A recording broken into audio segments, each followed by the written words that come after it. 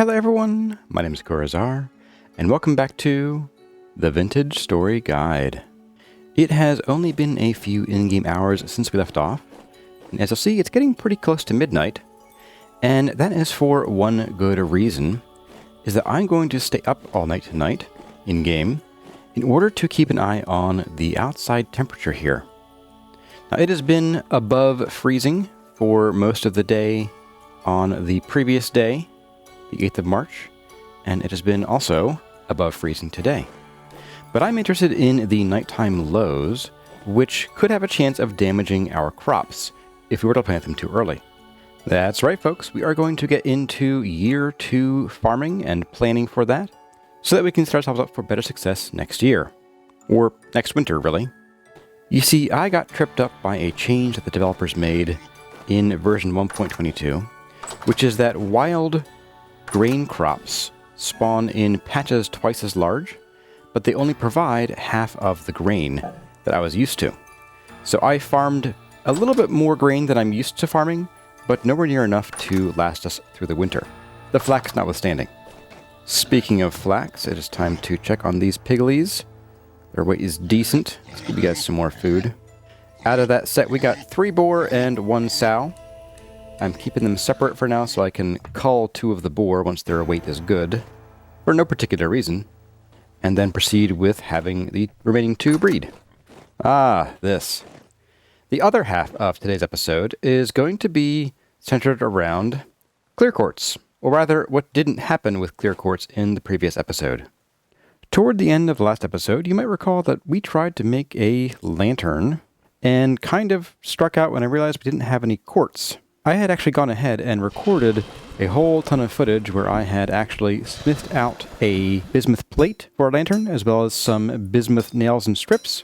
And then upon realizing that you can't use the quartz glass panes in order to make a lantern, you have to use the actual quartz chunks themselves, I went on a long hunt for quartz and found none. I found 0 quartz. It was unbelievable, but I did find some interesting things along the way. So here is some footage from the previous episode that ended up on the cutting room floor, but it's relevant to today's episode, so let's jump back in time a bit and see what I went through to try to get this lantern going. Wow, and look at it, the world is starting to turn green again. And we can run faster now. Oh, hello. Oh, I would love to have you.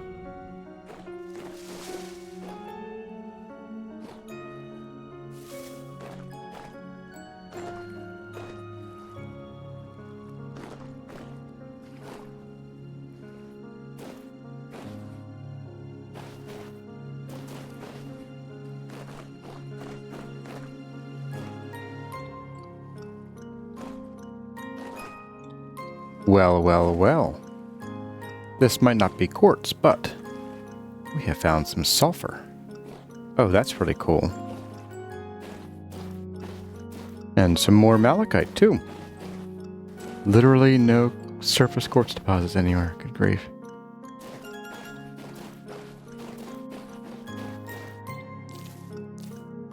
Oh, and down here in the desert, we do have a new friend with your very fine hat. What's your name? Hello, wildling. Oh, you will buy our emeralds from us. Very cool. And you will sell us all kinds of artwork, including crocks and vessels and tapestries. Well, I am not here for you. I'm here for some quartz. But if I go much farther south, I might have to consider packing it in because we are way far away from where I wanted to be today. We are not having any luck.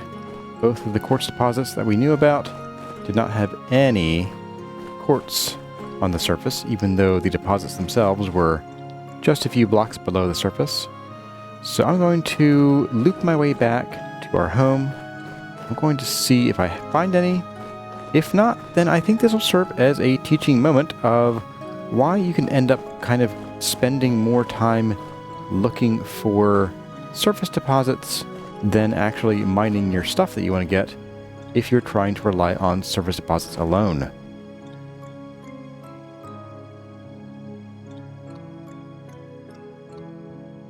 I was really gung-ho about making a lantern, and boy did I have a big ol' slice of humble pie, because I realized that you cannot use the clear quartz glass panes to make a lantern, which seems really weird to me. It feels like an oversight.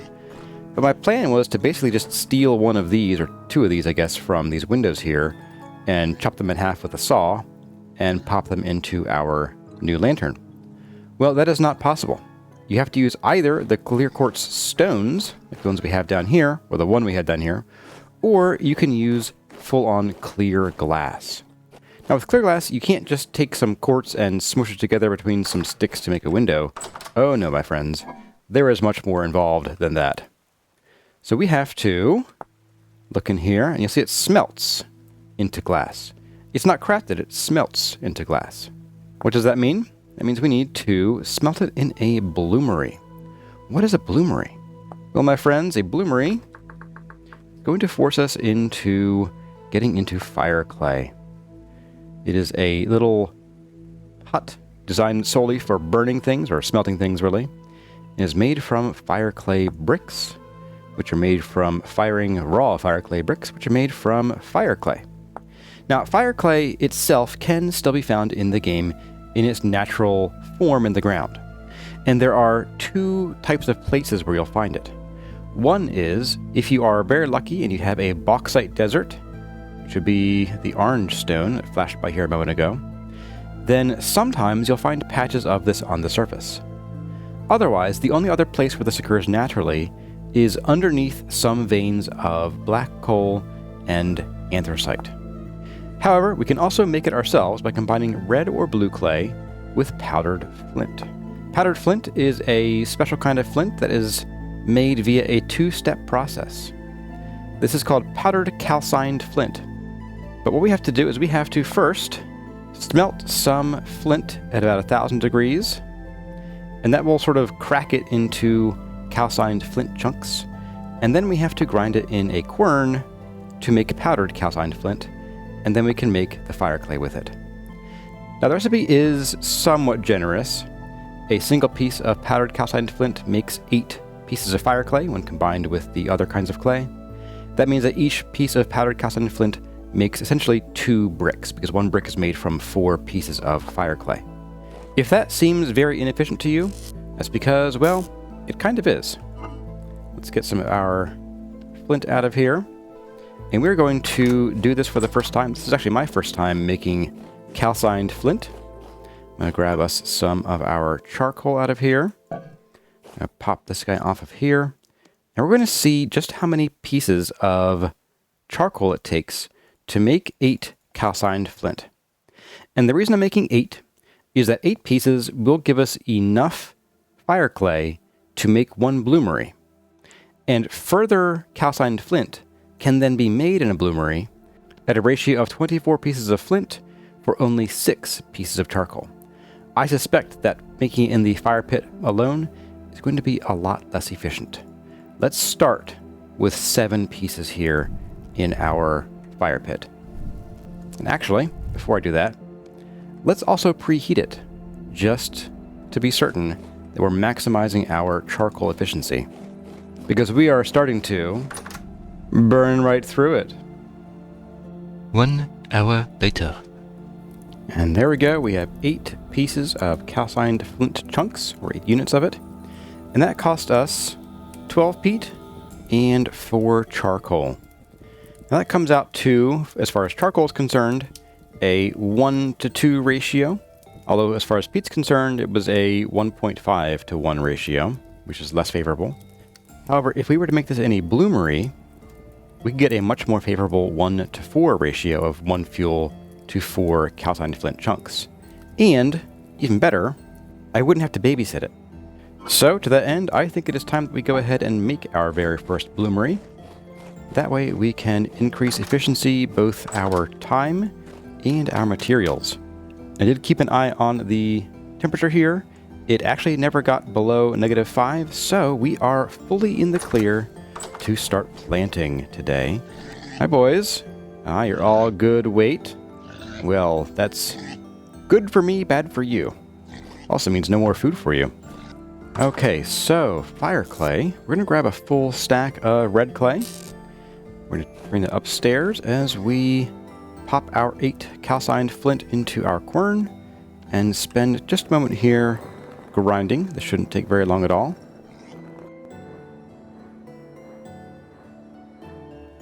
And there we go. We have our 8 powdered calcined flint. We can pop that into our crafting grid and spread our red clay out around it. And we get 8 fire clay per crafting action for a full stack of fire clay. What we're going to do with this, though, is we're going to turn this into bricks. This will give us 16 bricks. There we go. And then we're going to have to fire them in our pit kilns. And a pit kiln can only hold 12 bricks at once. So we will have a little bit of wastage here. It's slightly less efficient in the pit kilns, but once we get our first bloomeries up and going and we can actually make a lot more of this at once, this should increase in efficiency. I'm going to get these going, and then we're going to walk away for a bit, let them cook, and we will start on our year 2 farms. Okay, folks, here we are in our farm, or at our farm, I should say. And the first thing we need to do at the start of the year is we need to clean up this mess. We're going to want to break all of these to make sure they melt faster, which will cause them to hydrate the land around them much faster than if we wait for them to melt naturally. And then we need to clean up the actual land here and get this grass and all these horsetails gone. And for that purpose, I brought along our scythe, which I'm setting to remove mode. That way I can come through here and just very quickly chop all this off and prepare the land for some fresh planting. And as mentioned before, since we do have these growing rye plants here, you want to be careful and don't harvest the grass right next to them with the scythe, because it will happily take off your crops, even though they're not fully grown yet. And there we go. Now you also find that during the winter, most of the time your soil isn't going to have had much time to recover, because your soil won't recover when it is frozen outside. So before you start your first spring planting, make sure you walk along all of your crop rows and just check the nutrients at the top of the screen here, which I can't show while I'm looking. Here we go. So here we have our P is still relatively low in these, but our N and our K both seem to be in good order. Well, the N isn't so great up here. We do have some P. Our medium fertility soil is, again, mostly recovered on the K side, not the N side. So you just want to make sure that you are carefully choosing where to plant your vegetables and your grains at the start of the new year. For example, over here, since our K is well below half in most places, or I guess about half in most places, I will not want to be planting any flax over here for a bit. But we can do maybe a round of some more rye or some spelt, maybe some onions or some parsnips, and the potassium, or the K, will continue to recover, albeit somewhat more slowly than if we let it fallow.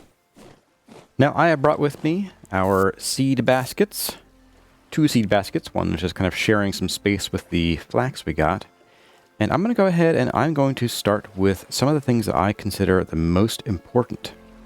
Now I'm also going to look at the cold resistance temperatures. It looks like the onions are only good until -1°C, so it's not quite time to plant them yet. The rice seeds can only go down to 8°C, so I won't plant those either. But pretty much everything else looks like it should be able to handle the weather right now. I'm going to start with the cabbage because we only have 14 of those, and I would like to plant these pretty consistently so that we can slowly gather more cabbage seeds, since there is a 10% chance when you harvest your seeds that you'll get an extra seed. I think for our phosphorus crops, I'm going to go ahead and start with some parsnips. We only have 9 seeds, which is kind of a shame, but it'll get us started, and again, we can start getting some more of these as we go. I'm going to split our N crops, or the remaining N crops, between rye and spelt, partly because one of the main reasons to grow both is that we can turn this into bread later once we have a clay oven, and we can then sell that bread to traders for a pretty penny, or a pretty rusty gear. That phrase doesn't work so well. And since the traders will often want a combination of spelt, rye, rice, and flax breads, it's a good idea to grow all 4 kinds of grain. Now, for our K crops, I'm going to focus mostly on flax this year.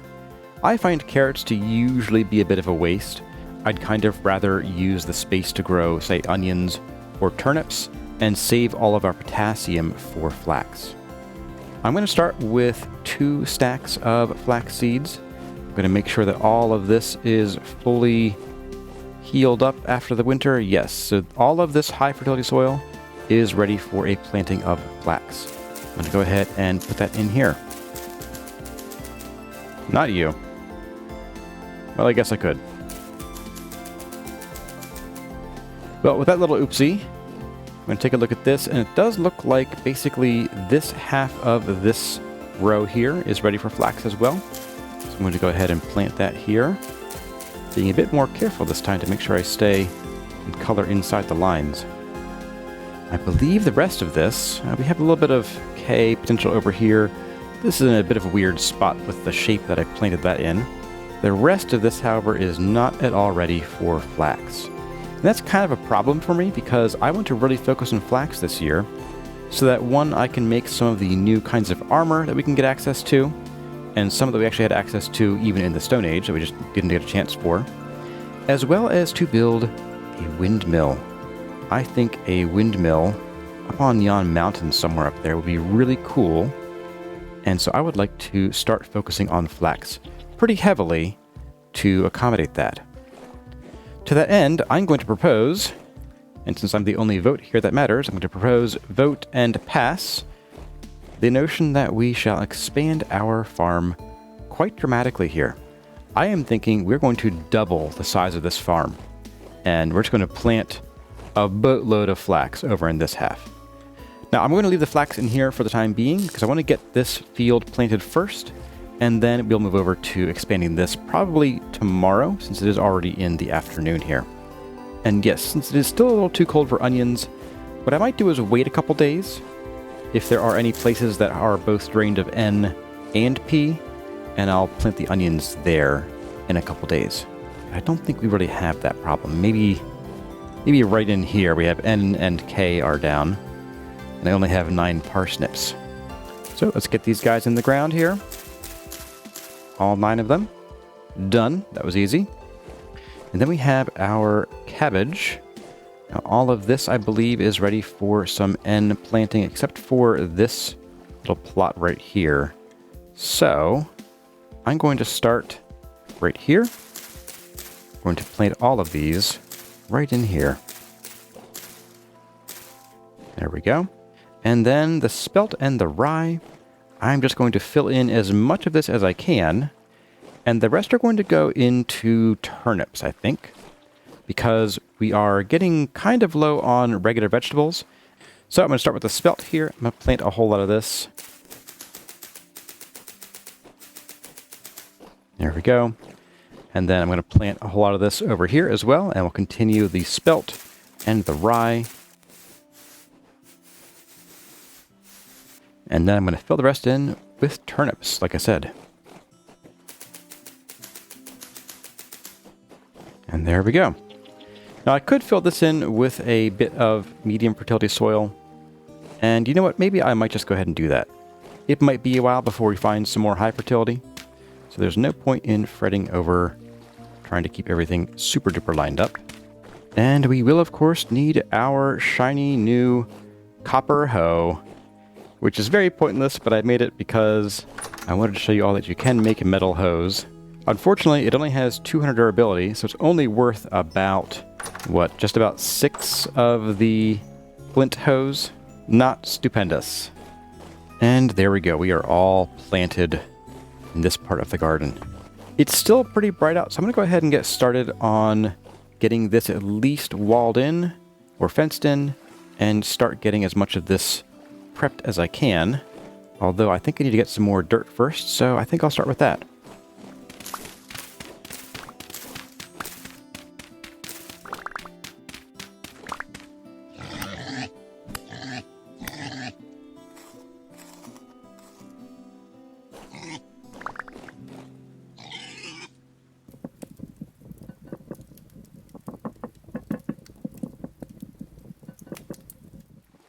Good morning, folks. I got some good work done over the evening.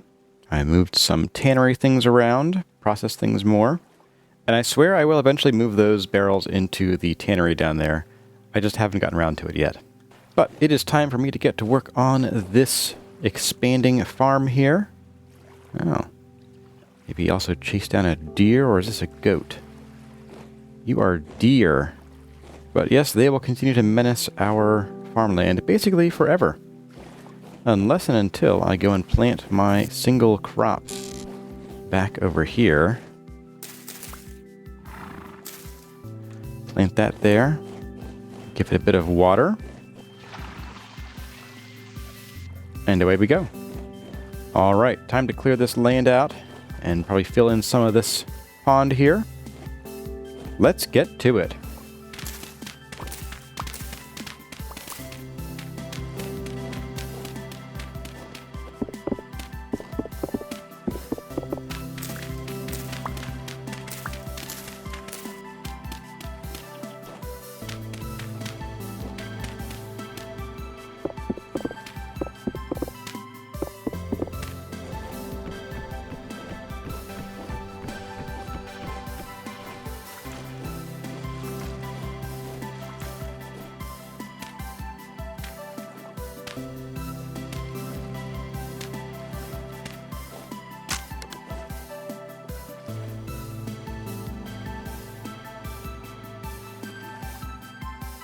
With one to go.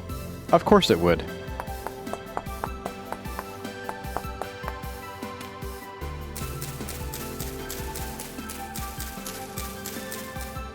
And since I only have 13 carrot seeds anyway, I may as well fill this out a little bit here. And there we go. We'll have a little bit here to leave fallow for the next planting. And for now, after a celebratory dinner, I think we are done with the farms for the time being. We can come back when the rye has grown up and harvest it. It will produce less than I would have liked, but that's because of the freezing temperatures over winter and the fact that I waited just a little bit too late in the summer to plant our last crop. And with all that said and done, that means it is time for us to finally tend to our fire clay bricks. And I just had a recollection that I actually have a little bit more fire clay, including bricks, that I could have used in that run. I do have, let's see, where was it? We have 4 completed and cooked fire clay bricks, and we also have over here in one of these vessels, here you are. We have enough for 4 more bricks, which I wish I had been able to remember that before we ran that pass of fire clay bricks in the kilns, because we could have done 2 bloomeries right now if I had remembered. Oh well, that is okay. We will make do. And as my wife tells me, I make plenty of do. So I'm going to go ahead, I'm going to get 24 pieces of flint here. And I'm going to come outside, not because this is dangerous, just because I feel like it would be appropriate to burn this outside rather than indoors. I'm going to get a light so you all can see. And we're going to make our very first bloomery. Now, bloomery is made of 2 pieces. You have the bottom part, which is where you'll be putting all of your things, meaning the fuel and whatever you are going to smelt. And then it needs a chimney, which is made like a little top hat right there. Now, make sure you place these exactly where you want them, because once you place them, you have to break them to pick them up, and you will lose material. You'll actually get fewer bricks back than you put into it. But then we have our bloomery. And we can put up to 24 pieces of flint in. There we go. As you can see, if we try to put any more in, it will not go. Then we need 6 pieces of high temperature coal. That means basically anything except for brown coal. There we go, we got 6 right there. And that can be charcoal, that can be black coal. You can use anthracite if you really want to, or coal cokes if you really, really want to. I recommend using either charcoal or black coal, as the one is renewable and easy to make, and the other is fairly abundant wherever it can be found. Now light it up, and you'll hear a little sizzle, and you'll see smoke coming out the top. And these are kind of cool because you can watch them for quite some time, and as they start to burn down and then heat up, you'll see this start to glow and sparks start to fly out of here. And in fact, as we were putting this in, if I hopped up here, where it's probably dangerous to be in real life, you can actually see as the bloomery itself fills up with both fuel and whatever you're smelting. Now this process will take about 10 hours to finish, and as you can see there are the sparks coming out right there. It's pretty cool. So we will come back in the morning, and we should find that we have plenty more calcined flint. Good morning, folks. It is the next day. It is fairly riftly outside, so beware for things that want to shoot us, or eat us, or smack us. And our oak trees have sprouted here. So in roughly, let's see, 9 days, 13 days, oh my, we should be able to expect a new large tree to have grown. Hey, buddy. Not even an arrow. Wow. Stingy. But now we can come out here and you'll see there is no longer any smoke. And if you look inside, it says there are 24 calcined flint chunks. You can go ahead and break the chimney and the base. If you break the base, it'll break both.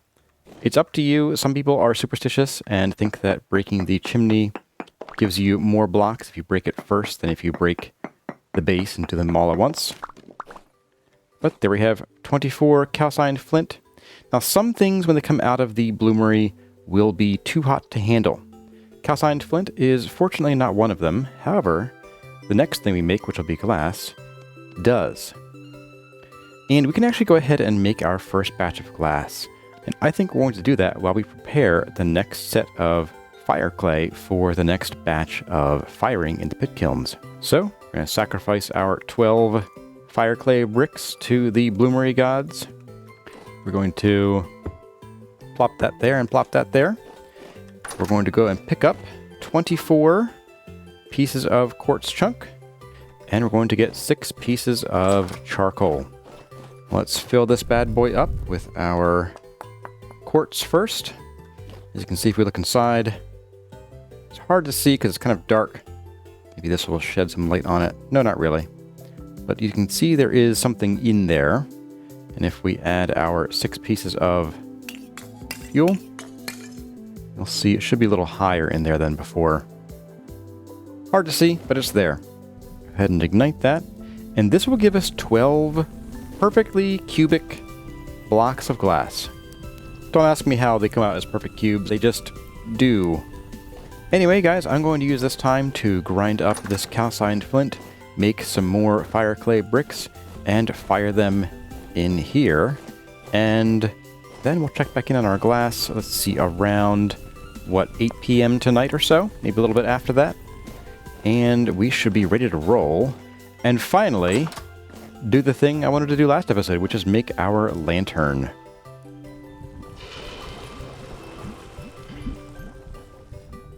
Alright, folks, I have just finished up making some more ingots and some more tools to replace ones that have worn out or are nearing it. And I believe, yep, since I don't hear the bloomery anymore, that means our glass is done. Oh, but wait, I forgot. Our glass will be piping hot. We do want to carry our tongs for this. Let's go ahead and, in the red glow of the pit kilns, we're going to go ahead and we're going to break this guy. And there we go. How hot is our glass? It is... Oh, I must have waited a little bit longer because it is pretty cool. I don't think we'll even be needing the tongs. Can I cool them in here? No, not really. But I sure can place them right in the water. Oh, that's handy. Let's go fix that real quick.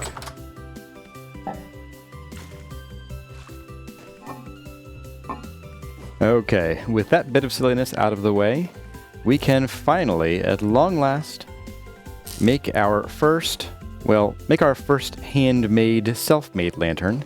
This one doesn't quite count since we found that in a ruin earlier. We're going to need a saw for this, I believe.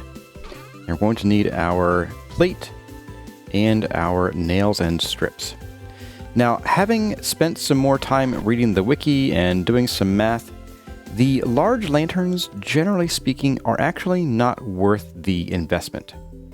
So, based on a radius of 18 blocks of light for the regular type of lantern, going up to 20 radius is only a 25% increase for double the amount of materials.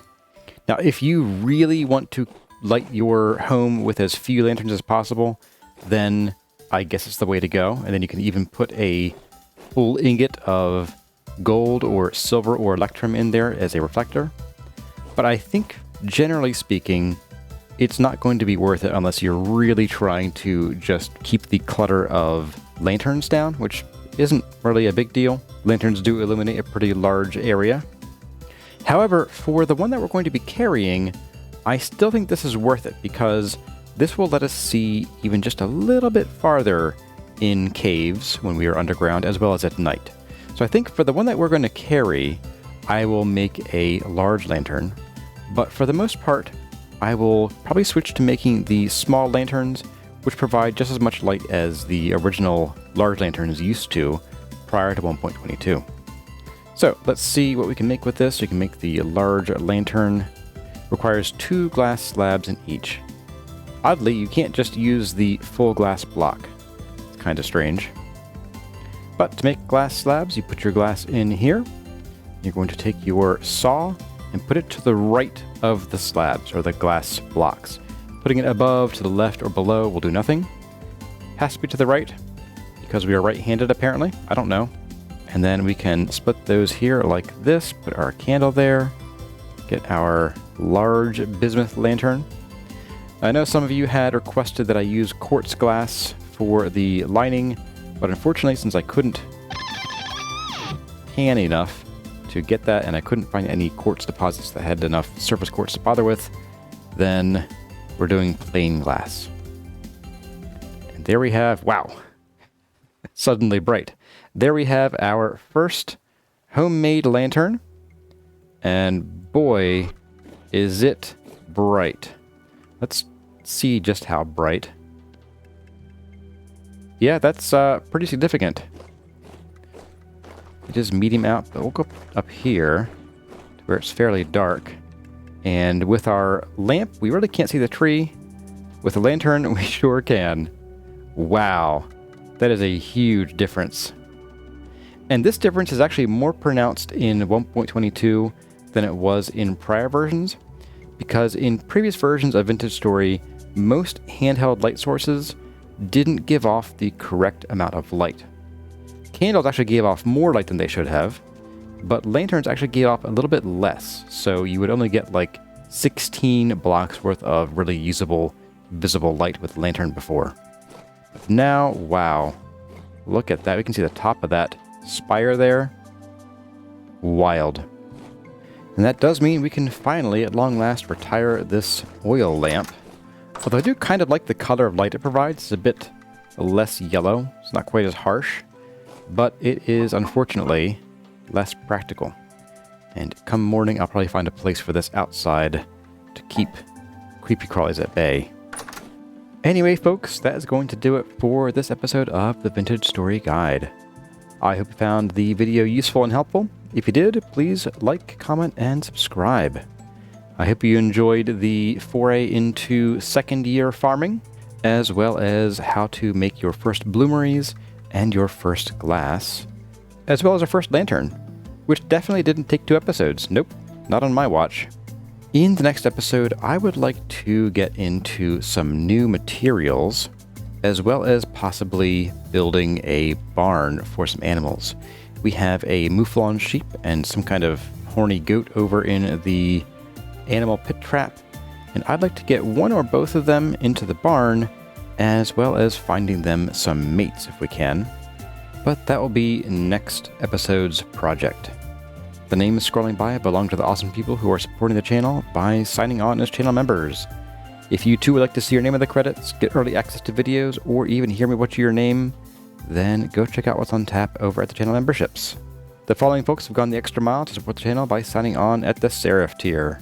Their names are Chrysanthemum, Elizabeth Woolley, Eric Franzen, Inger Raymond, Joshua Saruda, Linda Harris, Lucky's Mom, Mad Lord Hubris, Operion, Oak Tree, Servus, Snow Silver, Sue Wallace, Tyluna, and Wade Parker. As always, my name has been Kurazar. Thank you all for watching, and I'll see you in the next one.